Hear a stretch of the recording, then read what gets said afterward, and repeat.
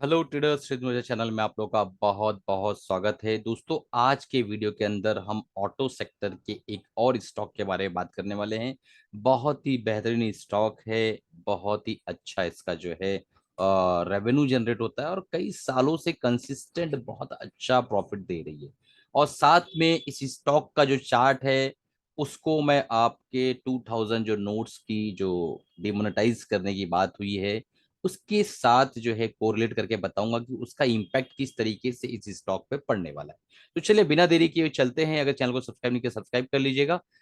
आज का हमारा जो स्टॉक है दोस्तों आयशर मोटर है और इस पर जो है हम चर्चा करने वाले हैं। सबसे पहले फंडामेंटल्स फटाफट देख लेते हैं।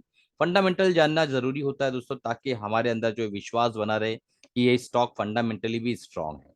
देखिए, मार्केट कैप 97,658 करोड़ की ये कंपनी है, ठीक है।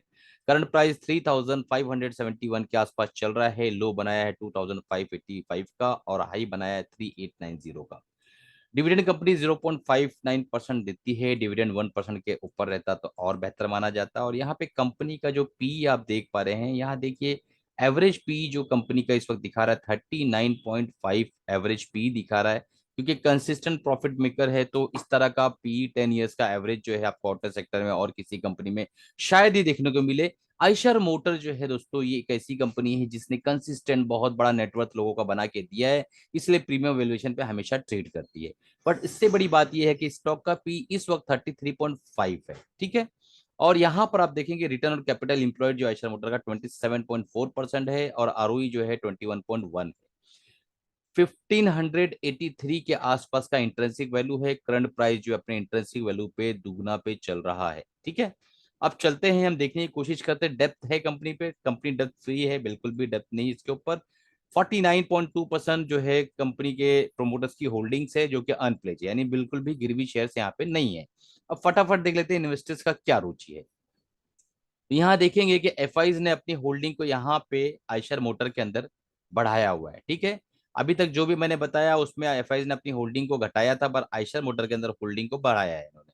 और 11.94% के आसपास डीआईएस की होल्डिंग थी, जो कि लगभग लगभग इन्होंने अपनी होल्डिंग को 0.7% के आसपास घटाया, ठीक है। और 11.68% पब्लिक की होल्डिंग, तो जो इन्होंने अपने होल्डिंग को 10.88% किया है, लगभग इन्होंने भी अपनी होल्डिंग को 0.7% के आसपास घटाया है। तो अब चलते हैं डायरेक्टली चार्ट पर, जिसका आप लोगों को बेसब्री से इंतजार है। चार्ट देख लेते हैं। चार्ट पर चलने से पहले आप लोगों से अनाउंसमेंट था कि हमारा जो एमएसएम बुलेटिन का प्रोग्राम है, इस प्रोग्राम की खासियत ये है कि जो भी मैं बाय या जो भी मैं सेल करता हूँ स्विंग ट्रेडिंग के अंदर कैश मार्केट में, उसके इन डेप्थ वीडियो संडे की जितनी एनालिसिस आती है और मंडे टू फ्राइडे क्या काम करना है वो सारी डिटेलिंग यहाँ रहती है। इस प्रोग्राम का जो वैल्यू है दोस्तों 2000 रुपीज से आपको ऑफर प्राइस में 400 रुपीज में मिल रहा है, 2 मंथ की वैलिडिटी के साथ। तो इस तरह का प्रोग्राम मार्केट में जो भी अवेलेबल है, आपको पता है कि 20,000 10,000 पर मंथ का चार्ज लोग कर रहे हैं बुलेटिन के नाम से, बट यहाँ पे मात्र आपको 400 रुपीज के लिए अंदर ही ये अवेलेबल है।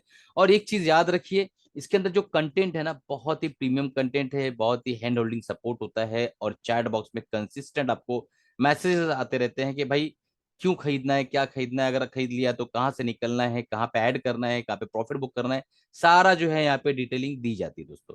तो आप इस प्रोग्राम को ज्वाइन कर सकते हैं और इसका मजा लूट सकते हैं दोस्तों। और साथ में मैंने जो है गिव अवे किया हुआ है, इसको ज्वाइन कर लीजिएगा।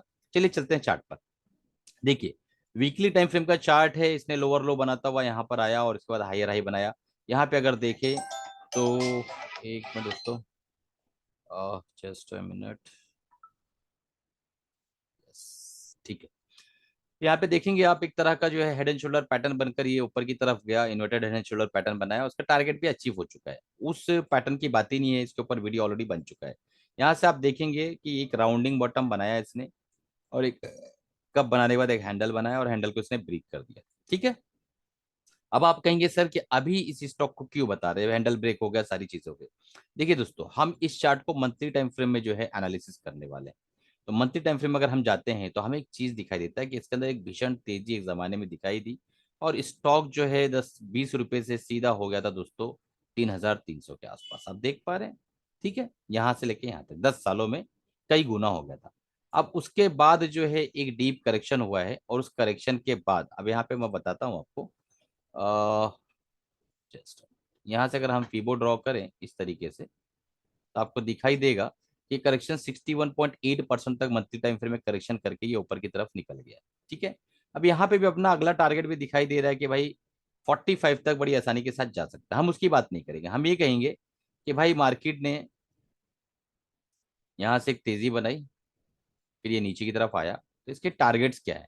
तो आप देखेंगे कि पहला टारगेट यहाँ पे 4500 के आसपास ही आ रहा है। ठीक है, ये टारगेट तो अचीव हो गया, 61.8% का टारगेट अचीव हो गया है, और उसके बाद ऊपर की तरफ जा रहा है, और यहाँ पे 53 के आसपास जाने की भी संभावना है। टाइम लग सकता है, बट स्टॉक जो है दोस्तों बुलिश हो चुका है। और यहाँ पे एक चीज आप देखिए, समझने की कोशिश करिए जो मैं समझाने जा रहा हूँ। कब पैटर्न जो है यहाँ पे आपको क्लियर कट दिखाई दे रहा है मंथली टाइम फ्रेम में। मंथली टाइम फ्रेम का कम पैटर्न बनने के लिए 2018 से इसका फॉर्मेशन हो रहा था, अब जाके ये कंप्लीट हुआ है।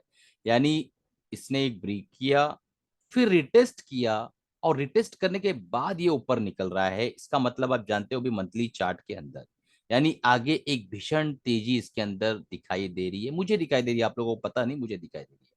और वो तेजी दोस्तों नथिंग बट सीधा सीधा क्लियर कट ये लेवल आपको 53 54 का यहाँ पे क्लियर कट दिखाई दे रहा है, उसमें कोई दो राय नहीं।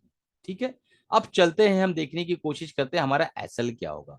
तो हमारा एसएल क्लियर कट दोस्तों रखना है तो आपको ये एसएल रखना ही पड़ेगा। 2800 का एसएल रहेगा यहाँ पे। ठीक है, 2800 का एसएल रहेगा, और 53 के आसपास का टारगेट रहेगा, लगभग लगभग 5300 के आसपास का टारगेट रहेगा। तो ऊपर जो अपसाइड पोटेंशियल है वो क्लियर कट आपके पास 1700 का है, और डाउन साइड जो है आपका यहाँ पे 27 28 के आसपास का एसएल यहाँ पे दिखाई दे रहा है आपको।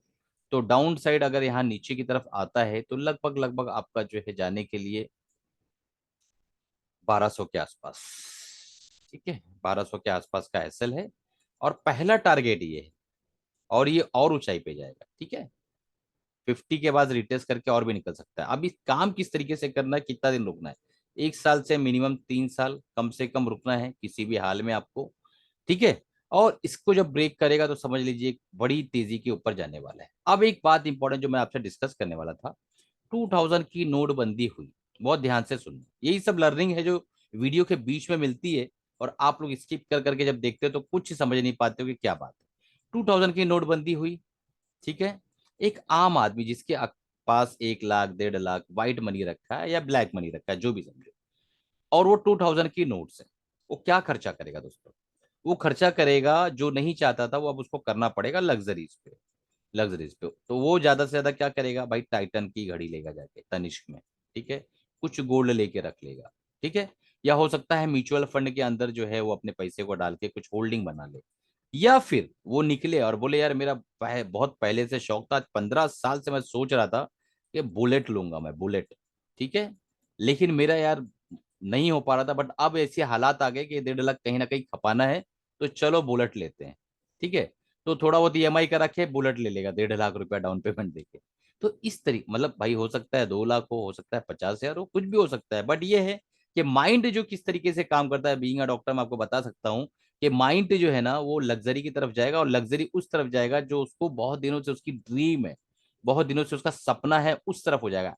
वो दाल चावल भराने नहीं जाएगा कि मैं जाऊं दाल ले लूं, चावल ले लूं, राइस ले लूं, लौंग ले लूं, इलायची ले लूं, ये नहीं ले लेगा। क्योंकि माइंड को पैटर्न को ऐसा डिजाइन ही किया गया है ऊपर वाले की तरफ से कि वो लग्जरी की तरफ भागेगा। और लग्जरी में मुझे ऐसा लगता है कि रिस्ट वॉच, घर का कलर, ठीक है, और बुलेट, इस तरीके की जो चीजें हैं उसकी तरफ उसका दिमाग जाएगा। तो उसका इम्पैक्ट स्टॉक पे किस तरीके से आ सकता है मुझे बताने की आपको जरूरत नहीं है, नीचे कमेंट करके आप लोग खुद बताइएगा। और दोस्तों चैनल को जो है लोगों तक बताइए, क्योंकि बहुत ही अच्छे कंटेंट इस पे मिलते हैं। और पसंद आ रहा है वीडियो तो कमेंट करिए, लाइक करिए, दोस्तों तक शेयर करिए। चलिए, कमाते रहिए, खुश रहिए, अपने फाइनेंशियल एडवाइसर राय मशवरा लेके ट्रीट करिएगा। मेरी तरफ से कोई भी बाय सेल रिकमेंडेशन नहीं है दोस्तों। ठीक है, ये सिर्फ लर्निंग वीडियोस है और आपको एजुकेट करने के लिए बनाए जाते हैं।